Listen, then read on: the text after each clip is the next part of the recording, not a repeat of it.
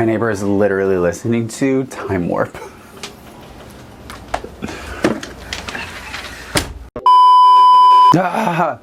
We're already how to be a good ally. I literally thought this was months away. We are moving so rapidly.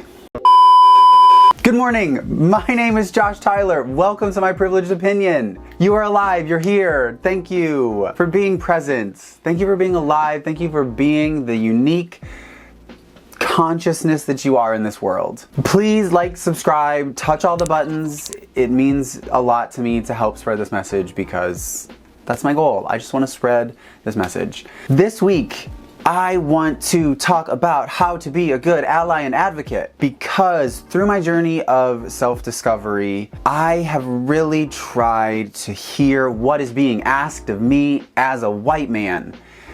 And I think I didn't become conscious of trying to reach this point until later in life, but I think that the younger me would have had a really hard time hearing that. And so this message is to that person because it's just a lot of information coming from a lot of different voices. I really hope I did a good job figuring out the through lines for this video this week because I feel like I did. I feel like I've made it digestible. I have broken it down into 4 parts: trauma, resilience, resources, limiting beliefs. I feel like these encompass everything. I hope they do. So let's get into it because I really am excited about this episode. I don't know why. So usually as an ally or advocate, you are trying to fight for, make space for someone who is either feeling like they're marginalized and that their specific needs and wants and experiences and things are not being heard, or you're dealing with people who are being cut off from resources or feeling like they don't have access to resources that they need. I think that grouping all of these things together like this is gonna really kind of help focus in, at least it has for me. It's helped me focus in on, am I doing the best that I can as an ally or an advocate? So the first one, trauma, because it's a theme. As an ally, you need to be aware of the group's trauma and as yourself, not cause any more trauma. To be a good advocate, you need to step in the way of people causing trauma. And you can put that literally into anything. A law. Does this law cause a group of people trauma? Laws in Florida, stand your ground laws, or whatever that new law was that just went with like police can search you. Is that law being used to cause specific groups of people trauma? You can just put it into anything. Ask yourself, is it causing trauma? And then go from there. Number 2, resilience. To be a good ally, you need to support and be aware of the resilience in that community, whatever that looks like for them, for whatever group, for whatever person.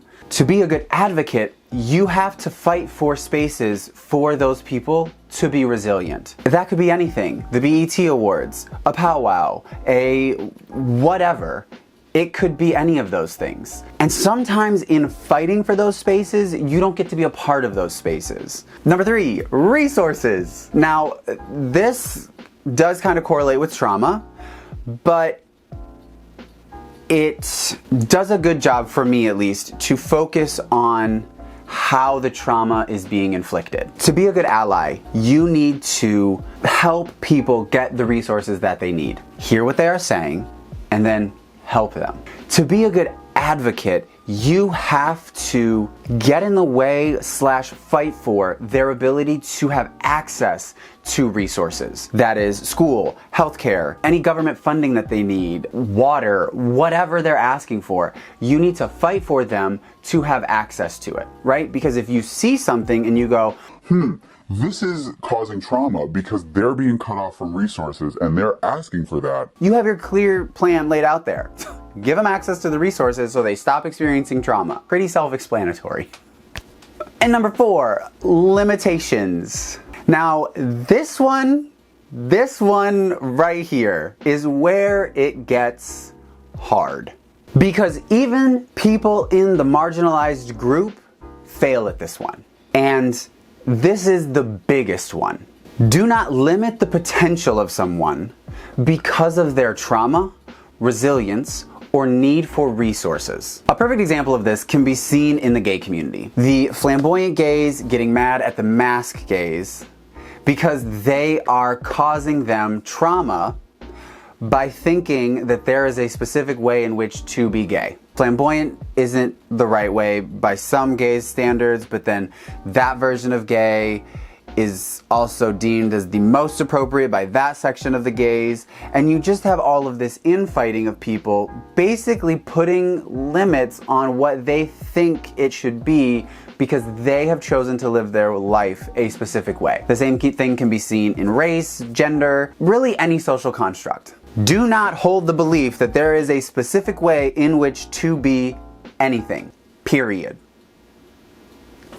The thing you need to ask yourself in this section is, have I ever held the belief that there is a specific way in which to be? And if you have, then you've probably also failed the first 3 sections. And therefore, you are not being a good ally or advocate.